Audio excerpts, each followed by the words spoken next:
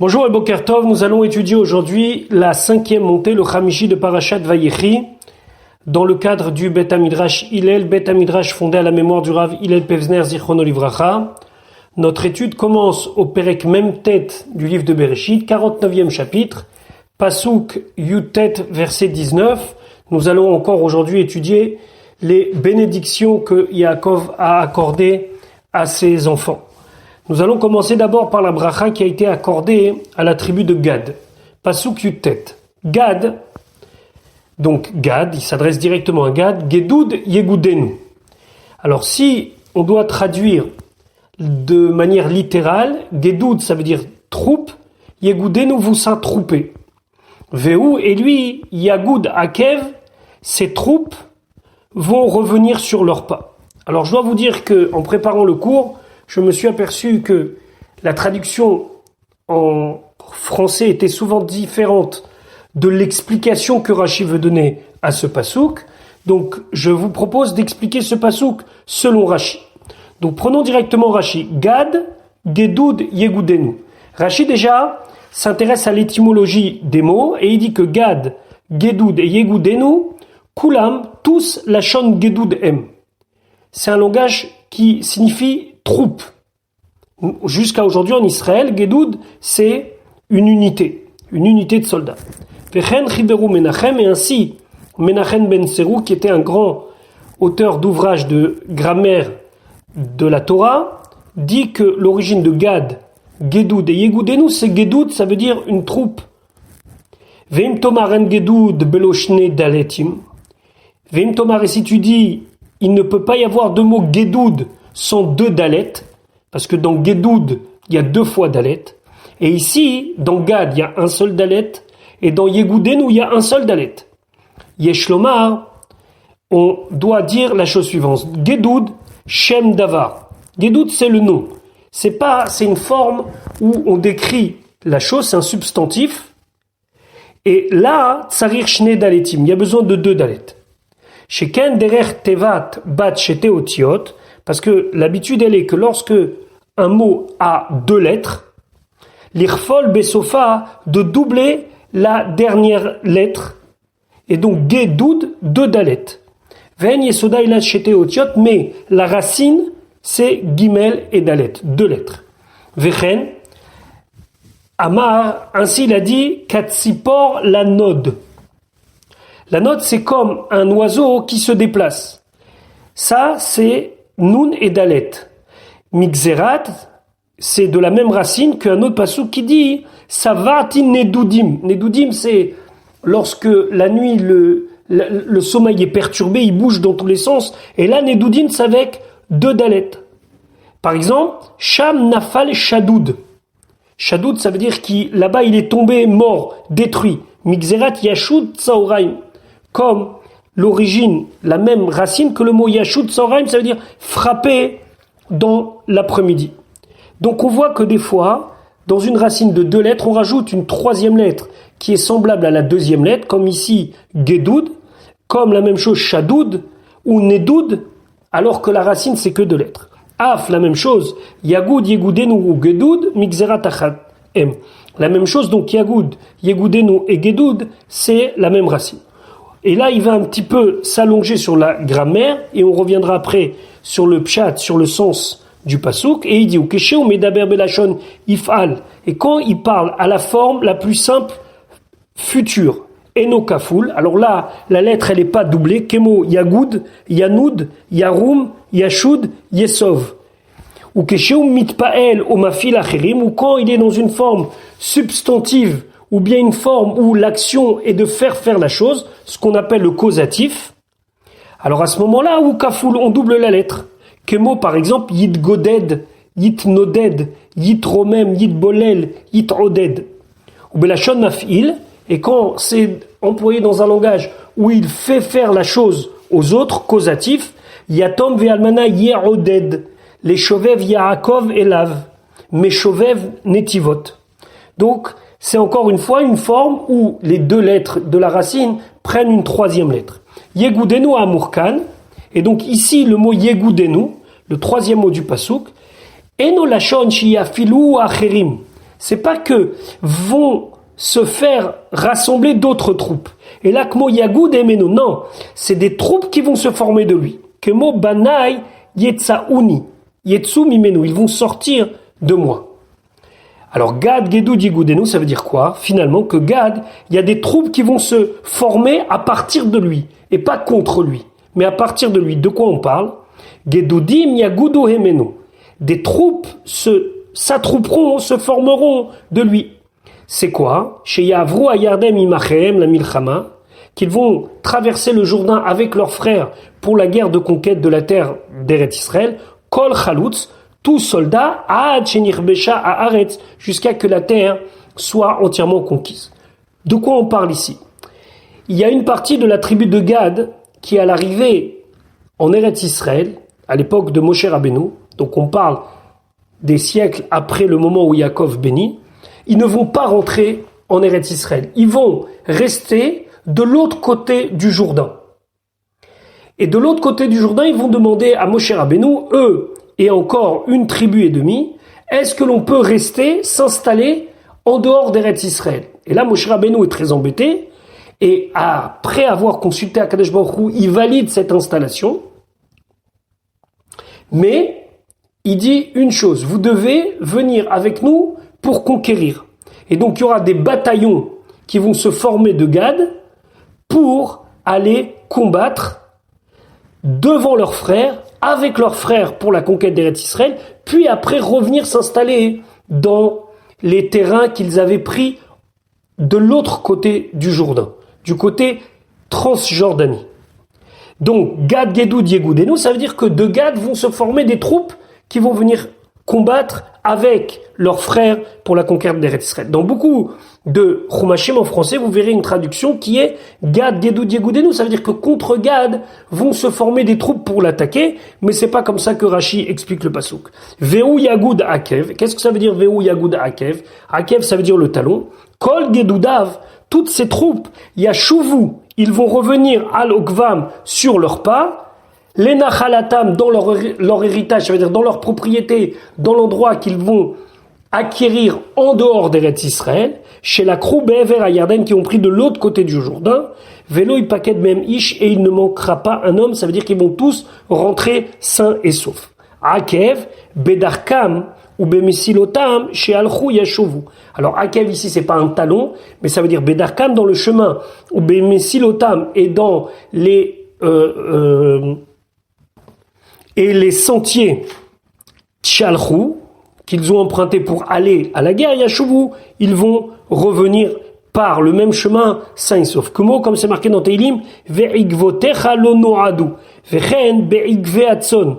Belachon la'az, et en français, on dit quelque chose comme trace. Alors, dans certains chumashim en français, on dit trace. Ça veut dire qu'ils reviendront sur leurs pas. Pasuk Raf la bracha concernant Asher. Mais Asher, de Asher, ça veut dire du territoire de Asher, Shemena Lachmo. Son pain sera gras. Ve'u yiten, et lui il donnera, il fournira, Ma'adane Melech, les mets les plus doux qui sont consacrés au roi. Rashi, Asher Shemena Lachmo, il dit Ma'achal, toute nourriture, et pas seulement le pain, mais toute nourriture, Abba Mechelko Shel Asher, qui vient du territoire de Asher, Yeshamen. Il sera gras. Ça veut dire dans le bon sens gras, bon. Chez Yuzetim Merubim Bechelko, car il y avait beaucoup d'olives dans son territoire. Veu Mosher Shemen Kemayan, et lui, alors littéralement il tire, mais ça veut dire il fait couler l'huile comme si c'était d'une source. Et donc finalement, tout ce qui était produit là-bas était gras puisqu'il était souvent mélangé avec de l'huile. Vechen beracho Moshe, ainsi Moshe Rabbeinu va bénir Asher, vetovel bashemen raglo. Il trempe dans l'huile son pied. Ça veut dire que tellement il y a d'olives et d'huile que presque on marche dans l'huile. Comme il y a une Gemara qui raconte dans Menachot, Pa'amachat utzrechu anche Ludekia les Shemen. Une fois, les gens de Ludekia, ils ont eu besoin de d'huile. C'est une ville qui se trouve dans la terre de Souria. Ils ont amené quelqu'un de spécialiste pour qu'il aille en Eretz Israël et qu'il trouve de l'huile. Il a cherché jusqu'à qu'il arrive dans le territoire d'Acher. On l'a amené là-bas chez un propriétaire d'oliviers. Et la femme qui s'occupait de la maison, la servante, quand elle a vu le monsieur arriver, elle lui a proposé de se laver. Il lui a amené un seau en or plein d'huile. Et il lui a fourni de l'huile pour des centaines et des centaines et des centaines de pièces. Et quand il est rentré dans sa ville, il a dit, vous pouvez pas vous imaginer quelle richesse j'ai trouvée dans cette terre de Asher. Donc maintenant, nous allons voir la bracha concernant Naphtali. Naphtali, pasuk Rafalef. Naphtali, hayala shelucha. Ayala shelucha, certains traduisent par biche et d'autres traduisent par gazelle. En tout cas, ça veut dire, tu es une biche qui est envoyée, anoten imre shafer, et qu'il donne des bonnes paroles. On va voir dans Rashi qu'il y a plusieurs manières d'expliquer ce pasouk, une manière géographique et deux manières historiques. Ayala shelucha, Rashi zo bik'at Genusar, c'est la vallée de Genusar. La vallée de Genusar a été donnée à la tribu de Naphtali. D'ailleurs, le Kinneret, la Gemara nous dit, c'est Genusar, c'est à côté du lac de Tibériade. Et quelle est la particularité de cette zone géographique? Sheikala levachel perotea, qu'elle fait rapidement mûrir les fruits qui y poussent. Et le mot rapidement ici, c'est kala, léger, c'est facile. Kehayala zo sheikala la rutzkom, cette biche qui est si rapide et c'est si facile pour elle de courir. Ayala shelucha, c'est quoi Ayala shelucha? Ayala meshulachat larutz, c'est une biche qui est libre de courir et d'aller à la vitesse la plus importante. La même chose, la Bikat Genusar, ce territoire-là, fait avec une extrême rapidité mûrir ses fruits. Anoten imre shafer. Alors quel est le lien avec la suite du pasuk? Il donne des belles paroles. Ketargumo, comme le Targum Onkelos il explique. Que le Targum Onkelos explique que lorsque les gens ils vont voir la qualité des fruits de cet endroit-là, Modan Mevachim Aleun, ils vont faire la bracha et remercier Akadosh Baruch Hu là-dessus. Donc, comme le territoire de Naphtali, c'est comme une biche qui est libérée et qui va très vite, alors le territoire va donner une bracha exceptionnelle dans les fruits qui va amener à ce que les gens récitent la bracha, et donc c'est ça, Anoten Imre Shafer. Ça, c'est la première manière d'expliquer selon Rashi. Davar Acher, une autre explication, Al Milchemet Sisra. C'est sur la guerre de Sisra, qui est un ennemi du peuple juif, Nitnave. Et là, Yaakov, il a une névoie, il a une prophétie. C'est à l'époque de la prophétesse Déborah. Et là-bas, la tribu de Naphtali s'est empressée de lutter contre Sisra. Là-bas, Dvorah, elle dit à son mari Barak, fais la carte à Seret à la fémiche mi bene Naphtali. Tu prendras 10 000 hommes de Naphtali. Ve'al chusham bezrizout. Ils vont aller là-bas le plus rapidement possible. Et on dit que le jour même, le Midrash nous dit, ils ont tué Sisra, ils ont pris le butin, et le même jour, ils ont chanté des louanges à Kadesh Baruch Hu pour montrer qu'ils étaient rapides et empressés. Vechen et Marsham, aussi là-bas c'est marqué la Shon Shiluach, qui les a envoyés Be'emek Shulach Beraglav. C'est-à-dire qu'ils ont été très rapidement. De quoi on parle là-bas? Barak, une fois qu'il a reçu l'ordre de sa femme, la prophétesse, d'aller lutter contre Sisra, il n'a même pas attendu qu'on lui amène sa monture, il est parti à pied, en courant, pour aller lutter contre Sisra. Anoten Imre Shafer, quel est le lien avec la suite? C'est lui qui donne des bonnes paroles. Al Yadam, grâce à eux, Charou, Dvorah ou Barak Shira. Dvorah et Barak, son mari, ils ont chanté des louanges envers Akadosh Baruch Hu, comme c'est le texte là-bas dans Shoftim, Vatachar, Devora ou Barak ben Avinoam Bayomaou. Ils ont fait une shira pour Dieu. Donc, deuxième pshat. Troisième pshat, Verabotanu Darshu al Yom Kvurat Yaakov. Rachamim explique que le rôle de Naphtali comme une biche élancée, c'était le jour de l'enterrement de Yaakov que ça s'est vu. Pourquoi? Kesheirer Esav Alamehara. Esav vient le jour de l'enterrement de Yaakov et il réclame Il dit non, cette place, elle n'est pas réservée à Yaakov, elle m'est réservée à moi. Et il a dit, c'est à moi. Alors, les enfants de Yaakov, ils lui ont dit, mais t'as vendu? Quand tu as vendu le droit d'aînesse, t'as vendu aussi ta place dans Marat Marpella? Il a dit, amenez les preuves. Et les preuves, elles étaient restées en Égypte. Ils ont envoyé Naphtali, qui était le plus rapide, pour aller chercher les preuves de la vente et de revenir. Comme ça, c'est marqué B'Masechet Sota dans Masechet Sota. Ça, c'est pas exactement terminé comme ça, mais en tout cas, Naphtali, il est parti, est revenu. En attendant, il y a un des enfants qui s'est débarrassé de ça. Vetargumo, Yitrame Adeve. Ça veut dire quoi? Dans sa chance, entre guillemets, il va tomber sur une bonne part. Yipol Chevlo.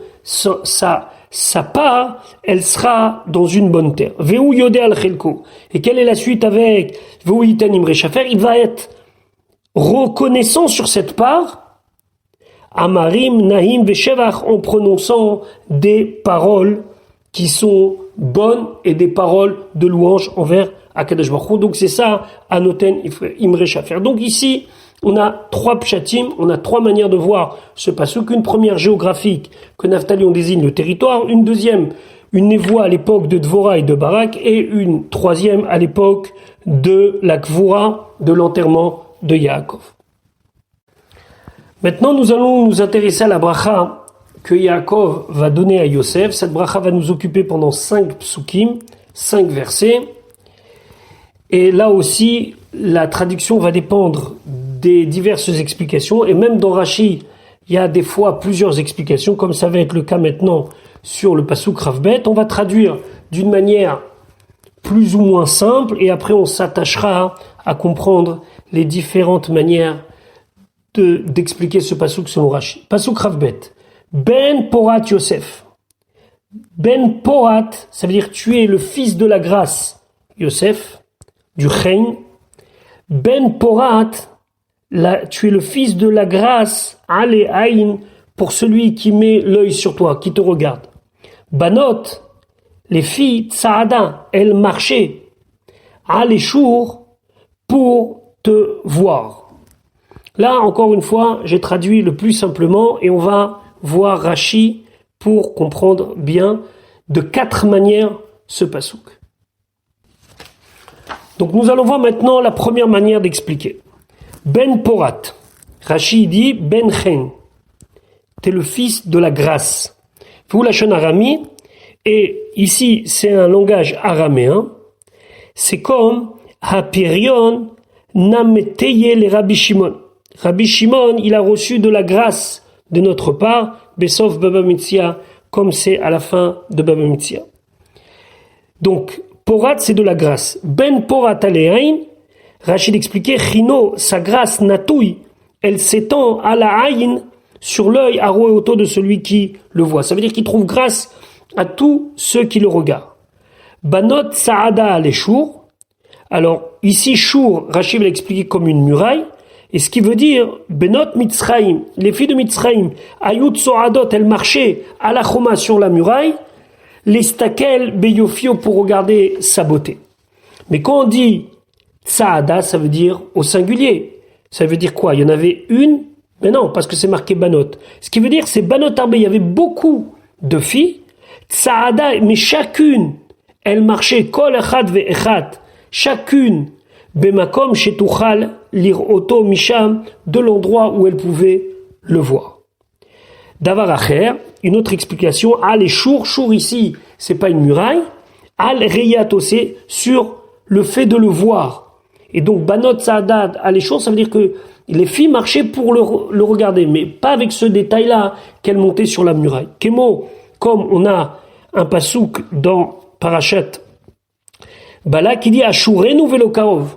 Je le vois, mais il n'est pas proche. Ou Midrash Agada Jesh Rabim. Il y a beaucoup de Midrash Agada là-dessus. Veze noté les Yeshuva Mikra. Et celui-là, ça veut dire la manière dont j'ai expliqué les choses, tend à être le plus proche du sens simple du pasuk.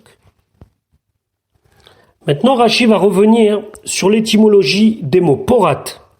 Rashi dit tav, shebo, le tav du mot porat, ou tikkun alashon. C'est juste pour rendre plus joli, pour embellir le mot. Que mot comme c'est al divrat bene Adam. Divrat bene Adam, c'est comme si c'était marqué au sujet des bene Adam.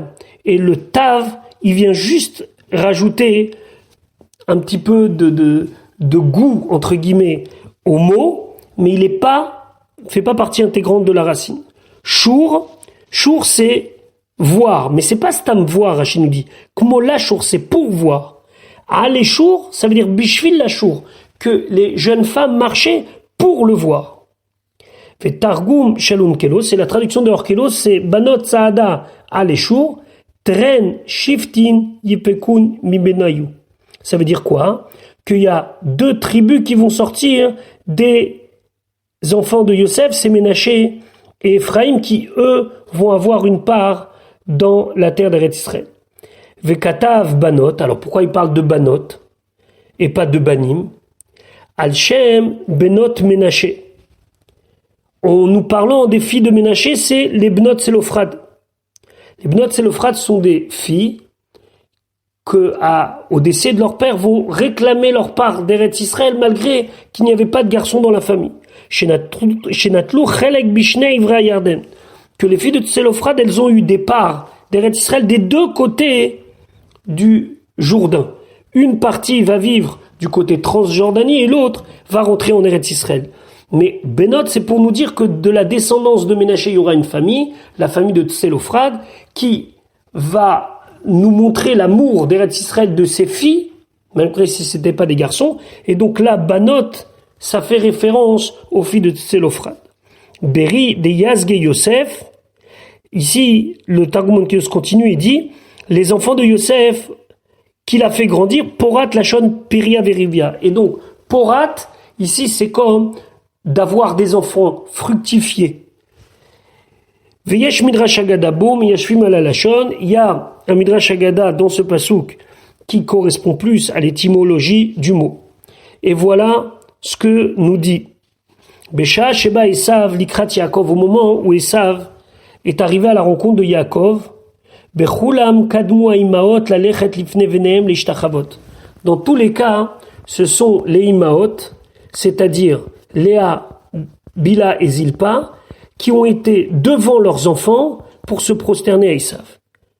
Verachel Ktiv, mais pour Rachel c'est marqué Nigash Yosef Verachel Vaishtachavu. C'est Yosef qui s'est mis devant sa mère. Amar Yosef. Yosef il a dit Racha Azé, ce Racha-là, Eno Rama, il a l'œil grand. Ça veut dire qu'il risque de voir la beauté de ma mère. Shema Yiten Ainav Beimi. Peut-être qu'il va voir, il va mettre ses yeux sur ma mère. Yatsa Lefanea. Yosef il s'est mis devant elle. Veshirbev Komato Lechasota. Et lui, il a élevé un petit peu sa taille. Ça veut dire il est monté un petit peu sur ses pieds pour que Esav ne voie pas bien sa mère.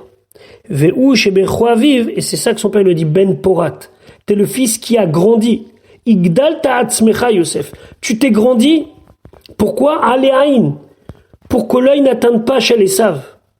Pour que l'œil de Esav n'atteigne pas ta mère, Rachel ma femme, tu t'es grandi un petit peu de quelques centimètres pour lui gêner la vue. Les fichar, c'est pour cela, Zachit aligdoula. Tu as mérité d'être grandi. Et Rachid de continuer, Banot Tsaada Leshour, donc les filles marchaient pour le voir, l'Istakel Becha Betzetecha al Mitzrayim, pour te regarder lorsque tu sortais, voir et être en campagne en Égypte. Veod Darshou Lenyan Shelo Ishlot Bezaro Ainara. Et Od aussi, on explique au sujet que la descendance de Yosef ne connaissent pas le Ainara. Et Aleaïn, c'est Oleaïn, ça veut dire que l'œil s'en aille, que l'œil parte. Ve'av kesheberach Menashe ve'Ephraim beracham kedagim. Et même lorsque Yaakov a béni Menashe et Ephraim, comme on avait vu précédemment, il leur a dit ve'idgou. Ils vont se multiplier comme des poissons. Pourquoi comme des poissons? Souvenez-vous, she'en ainara sholetet baim, parce que dans les poissons, il n'y a pas de aïna. Donc voilà, on a vu 4 manières d'expliquer ce pasouk. La manière la plus simple, celle de Rashi, celle qui est amenée dans Onkelos, aussi citée par Rashi, le Midrash Agada, et la dernière explication que la descendance de Yosef ne connaîtra pas le Aïn Hara. Maintenant, dans le passouk Rav Gimel et Rav Dalet, on va un petit peu s'écarter de la bracha en elle-même. C'est toujours Yaakov qui parle, mais Yaakov va faire un retour en arrière sur la vie de son fils Yosef, passouk Rav Gimel, et comment Yosef a affronté cette vie dans le passouk Rav Dalet. Donc maintenant, on va étudier le passouk Rav Gimel. Vaïmararu, ils lui ont rendu la vie amère. Varobu, et ils se sont disputés. Vaïstemuhu, ils l'ont haï. Baal et Chitzim, alors je vais traduire littéralement, Baal et Chitzim, ceux qui tirent des flèches. Donc Rashi déjà, il va nous expliquer de qui on parle. Ils lui ont rendu la vie amère. Qui sont ces personnages? Vaïmararu Varaubu, Rashi, Vaïmararu Echav, ses frères. Vaïmararu Potifar ve'ishto, Potifar et sa femme, les Hasro pour le mettre en prison.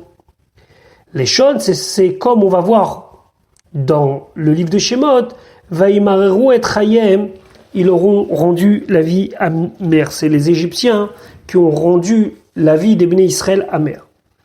Donc, de qui on parle? On parle des frères de Yosef, on parle de Potifar et de sa femme qui lui ont rendu vraiment la vie difficile. Va Robu, Rachid expliquait, Nasulo Echav Ancheriv. Ils sont devenus ses frères des gens qui se disputent avec lui. Et Rachid expliquait la forme du mot Varobu. Ve'en alashon azeh lashon pa'alu. C'est pas une forme active. Chez Imken Ayalo Inlin Naket, parce que là, ça aurait dû être marqué Varavu, avec un kamatz. Que mot Ema Memeriva Asher Ravu, concernant les eaux de la dispute que les Bnei Israël ont fait avec Hachem, au moment où Moshe Rabbeinu a été obligé de frapper le rocher. Donc, ça aurait dû être marqué Varavu si c'était une forme active. Ve'af im, et même si les shon reviat ritzimu, même si tu dis que Varavu ici, Varobu, ça doit se traduire, ils ont tiré des flèches, si c'était à la forme active, car hayalo leinaked aussi, on aurait dû le dire Varavu. Ve'eno ela lashon pualu, c'est une forme passive. Ça veut dire que eux-mêmes, ils se sont disputés avec lui. Ça veut dire que de leur comportement et de leur haine est arrivé des disputes. Et Rachid expliquait quelle est cette forme particulière. Quel mot comme c'est marqué Shumu Shamaim. Soyez stupéfaits les cieux. C'est en voyant tel ou tel élément, les cieux doivent devenir stupéfaits. Shu Lashon ou Shamu. Ça veut dire que eux-mêmes deviennent stupéfaits. Fechen Rumu Meat. Soyez élevés. Élevez-vous un petit peu. Chez Lachon ou Ramou, ça veut dire de vous-même élevez-vous. Et là, Lachon ou Ramou ou Chamou, allié d'Achim, seulement là-bas, ou Ramou, Chamou, c'est par l'action de quelqu'un d'autre. Velachon, Choumou, Romou, Robou, mais Alehem, ça veut dire que l'action elle vient de eux-mêmes. Hem, Meshomemu Metatzmam, c'est eux qui se stupéfient eux-mêmes. Nitromemu Metatzmam, ils se sont de eux-mêmes élevés. Naaswan, shérif, de eux-mêmes, ils sont devenus des gens qui se disputent avec leurs frères. Vechen, et ainsi c'est marqué, Domu Yoshvei. C'est un passouk de Ishaïa qui dit, soyez silencieux les habitants de l'île. Que monadamu, c'est comme si, faites en sorte que vous devenez silencieux. Vechen tirem onkelos, et onkelos aussi traduit un petit peu sous une forme qui ressemble, même si c'est pas tout à fait la même traduction, Venakamuhi. Mais la shon nekama, ça veut dire qu'ils se sont vengés. C'est-à-dire qu'ils sont devenus des vengeurs par leur haine. Baal Chitzim, quel est le rapport avec ceux qui tirent des flèches? Chez les shonam kechetz, leur langue était devenue comme une flèche. Elle était aiguisée, elle faisait mal à chaque fois qu'ils intervenaient contre lui. Fait Targumo, le Targum lui dit Mare Falguta, les gens qui devaient partager avec lui l'héritage et la possession de la terre d'Israël. Les shon, comme c'est marqué, Vatea Mechetza, ça veut dire le partage. Otam Shayu Reuim Lachalo Kimonachala, ceux qui devaient partager avec lui l'héritage de leur père, alors ils se sont disputés avec lui. En vérité, c'est les frères. Mais c'est deux manières d'expliquer le mot chitzim. Ou chitzim, flèches, ou chitzim, ceux qui devaient partager avec lui la part d'Eretz Israël. Dans le pasuk Chav Dalet, le verset 24, Yaakov va décrire la réaction de son fils Yosef à cette haine et à ces difficultés. Encore une fois, il faut traduire de manière globale, même si c'est seulement avec l'explication de Rashi qu'on peut bien comprendre le sens des mots, des fois même l'étymologie des mots, et le sens bien sûr de ces mots qui sont prononcés par Yaakov comme une sorte de bénédiction, puisque là il félicite quelque part Yosef de son comportement. Pasuk Rav Dalet. Vateshev, et il est resté Be'etan, fort et vigoureux, Kashto. Kashto, si on doit traduire de manière littérale, ça veut dire son arc. Vayafozu, Zeroe Yadav. Ils sont restés fermes, les muscles de ses bras. Midé, de la main, Avir Yaakov, du puissant de Yaakov. Misham, et de là-bas, Roé Even Israël. Il est devenu le berger de Even Israël, le principal du peuple juif. Alors là, j'ai vraiment traduit de manière très globale, un petit peu comme le Chumash en français le fait, mais maintenant il faut s'attaquer à Rashi pour bien comprendre le sens de chaque chose. Prenons le Rashi, Chavdalet Vateshev Be'etan Kashto. Donc, Rachid expliquait, Nitya Sheva, donc il est resté Bechozek fort, Kashto. C'est quoi Kashto? Alors lui il dit pas ici, c'est l'arc, mais Chosko. C'est qu'il est resté fort. C'est-à-dire qu'au final, il sera plus fort qu'eux. Il est resté caché. Il est resté difficile. Ça veut dire quoi difficile? Ça veut dire fort. Vayafozu Zeroe Yadav. Alors lui, Vayafozu Rashi dit, ils ont été embellis ses mains, les mains de ses bras. Zoï netina tabaat aliado. C'est le fait que le pharaon lui a donné son sceau. La shon za'av mofaz. Mofaz, ça veut dire de l'or qui est très raffiné. Vaya fozu, ça veut dire qu'ils ont été raffinés, ils ont été embellis ses mains. Zot haïta lo midé akadosh baruchu. Et ça d'où c'est venu? Midé des mains de Akadosh Baruchu chez Ouavir Yaakov, qu'il est le puissant de Yaakov. Ou Misham, et de là-bas, ça veut dire depuis l'époque où ses mains ont été embellies par ce bijou qui lui a été donné par Pharaon grâce à Akadosh Baruchu, ala liot roé Even Israël.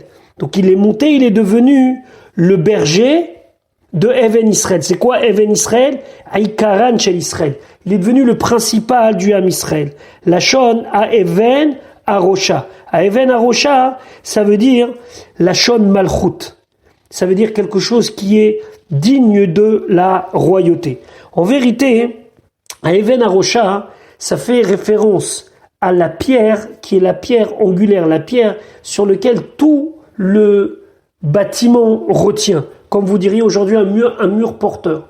Donc lui, il est devenu roi, lui, il est devenu le berger, puisque c'est lui qui leur a donné la parnassa. Even Israël, ça veut dire qu'il est la pierre angulaire, la pierre principale sur laquelle le peuple juif repose, et ça veut dire qu'il était le roi. Veonkelos afou kar tirgemo, et Onkelos lui aussi l'a expliqué comme ça. Vateshev vetavad behon nevirouté. Ça veut dire que elle est revenue la prophétie sur ses frères. C'est quoi? Les rêves qu'il a eu, la prophétie qu'il a eu sur ses frères, et elle est revenue et c'est ce qui s'est passé. Ils se sont prosternés à lui. Par quoi il a eu ce mérite? Par le fait des kayem qu'il a accompli au raïta la Torah besitra en cachette.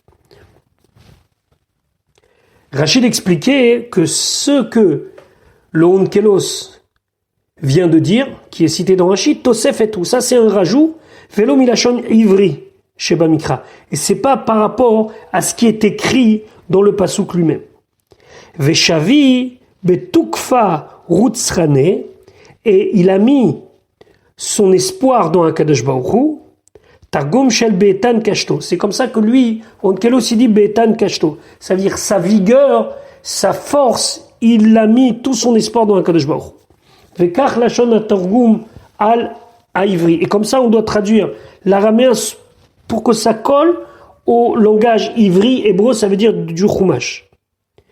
Vatashav nevuato, elle est revenue, sa nevoie, ça veut dire qu'elle s'est accomplie. Bishvil she'etano shel HaKadosh Baruch Hu haïtalo lekeshet. Parce que chez Etano, la force d'Akadosh Baruch Hu, haïtalo lekeshet, c'était ce qui l'a rendu fort, caché, dur. Ou le miftach, et comme d'un endroit de refuge dans sa difficulté. Bechen yitrema de'av al deroi. Et l'écart, c'est pour cela qu'il a eu l'or sur son bras. Vaya fozu zeroe yadav. Qu'ils ont été embellis ses mains.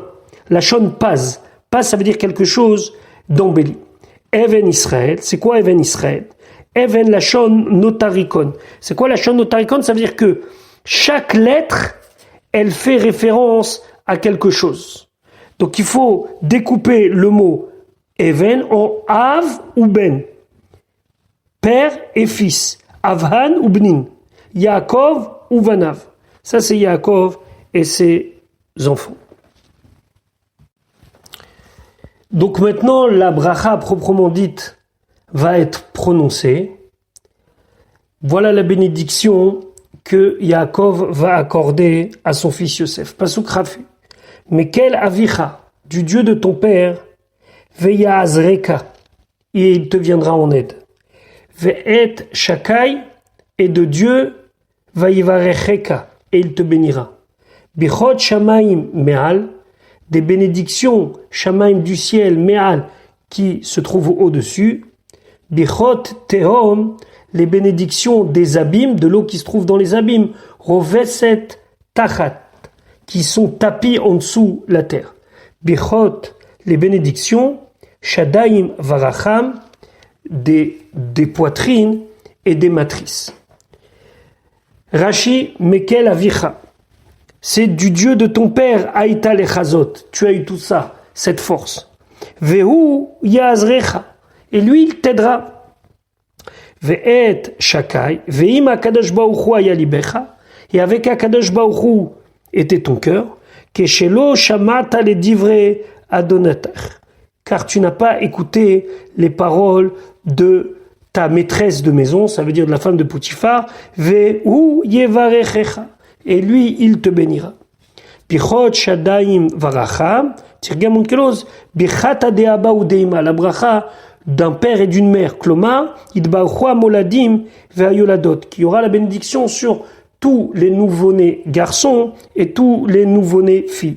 C'est-à-dire, chez Yuazecharim, Mazeirim, Tipa, Areuya, les Rayon, que les garçons auront la possibilité de donner eux-mêmes naissance et ils auront la force de créer, de procréer, Vanekevot, Lo Ishakelu, Edrechem, Shelaem, et les femmes ne vont pas perdre de leur matrice les apil ou baréem de faire, chas v'shalom, une fausse couche.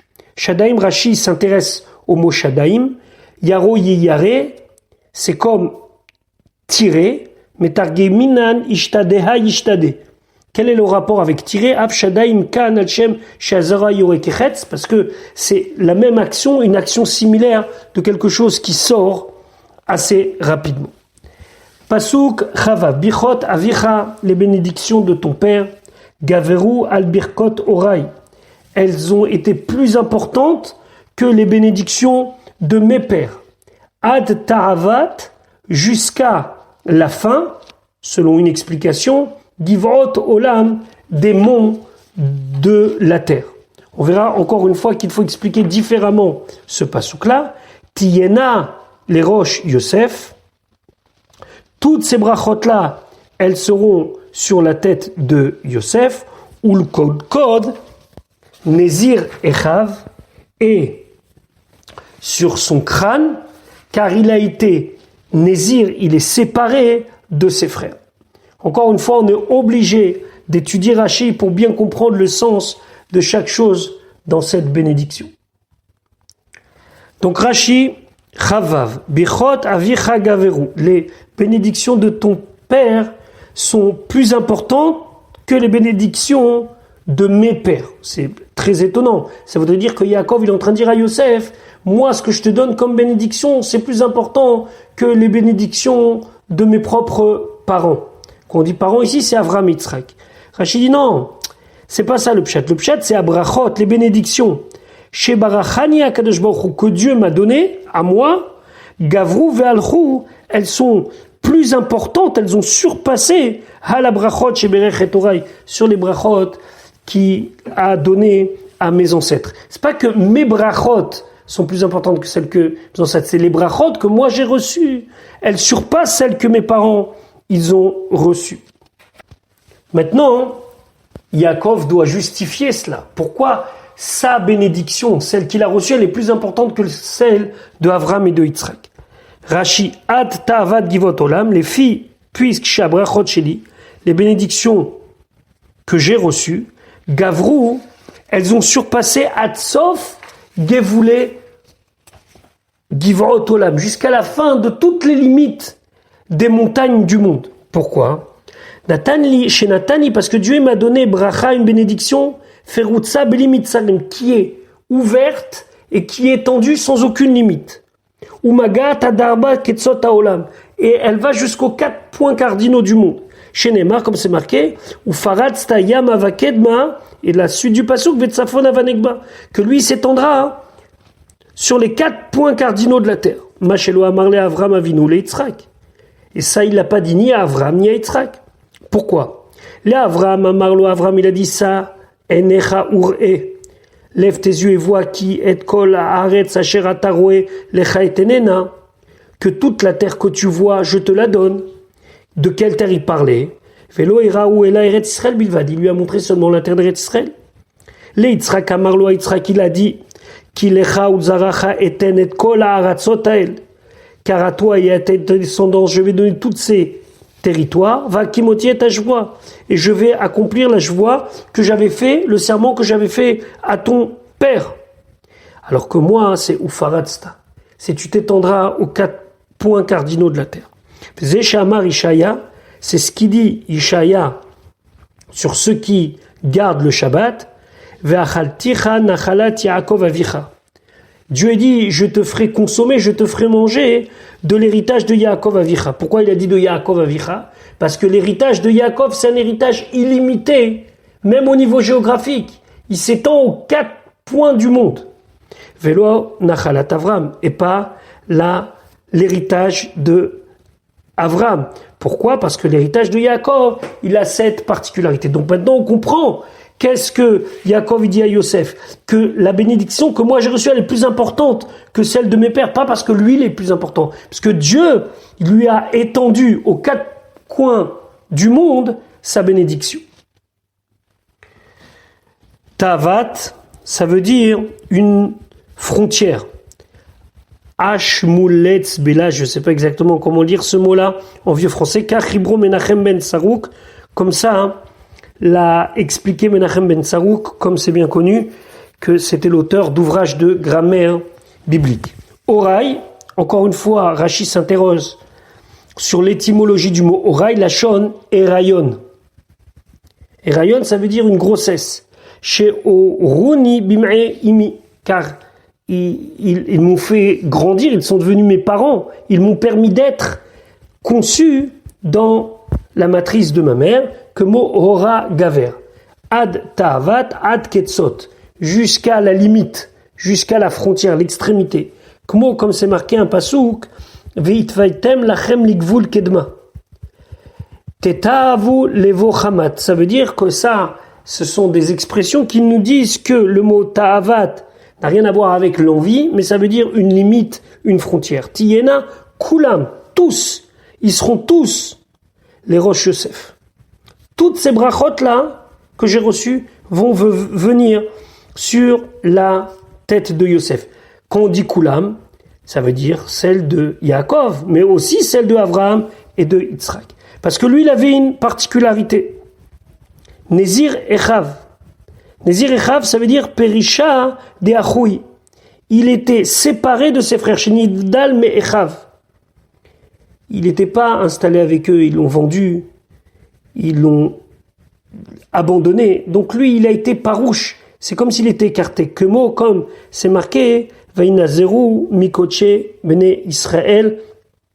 Il s'est séparé des Kodashim, des choses Kadosh des Béné Israël. Ici, c'est un pasouk qui parle des Kohanim, que lorsque les Kohanim, ils sont tamés, ils sont impurs, ils doivent se séparer, ils doivent s'écarter de manger des choses qui sont sanctifiées par les Béné Israël. Nazoru achor, ça veut dire reculer en arrière. Et Nézir, c'est quelqu'un qui recule, quelqu'un qui est séparé. Raboté nous darchou, nos Chachamim expliquent ce passouk d'une autre manière. Vateshev betan kashto al kevishat yetzro. C'est quoi qu'il est resté fort? C'est qu'il a gagné son yetzerara beshet adonav. Au moment où la femme de Poutifar l'a tenté. Vekoro keshet Hashem shezora yoreke kechetz. Et il l'appelle keshet parce que, comme on avait dit, ça fait référence au fait qu'il a été fort et que Vayavozu zero yadav kmo vayafotsu sheyatsa zera miben etzbeot yadav mide aver Yaakov shenirata lodmut diokno shel aviv. Qu'au moment où il allait fauter, alors à ce moment-là, mide aver Yaakov, il a échappé à tout cela parce qu'il a vu l'image de Yaakov. Kedeita besota, comme c'est marqué dans la Gemara Sota. On n'a pas le temps trop de s'attarder, mais ici, c'est pour nous rappeler que Yaakov est apparu à Yosef au moment où Yosef allait fauter. Et là, à ce moment-là, Avir Yaakov ne fait pas référence à Dieu, mais référence à Yaakov lui-même. Vonkelos tirgem ta'avat, lachon ta'ava vechemda. Et lui, à ce moment-là, ta'avat, Onkelos le traduit par l'envie. Ve givaot olam. C'est quoi givaot olam? Alors le Targum Onkelos dit Ravevaya deminalma, c'était les grands de ce monde.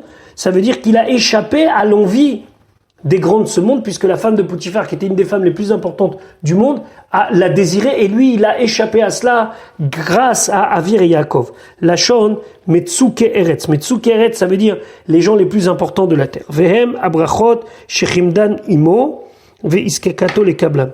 Et pour finir, Rachidi, c'est les brachot de Yitzhak, que sa mère, Rivka, a désiré, Veiskaketo les Kablan, et qu'il a été obligé de les récupérer de son père. Et bien, ces brachot-là, Midé Havir Yaakov, c'est ces brachot-là que Yaakov donne à Yosef. Donc, on a vu plusieurs manières d'expliquer ce dernier pasouk.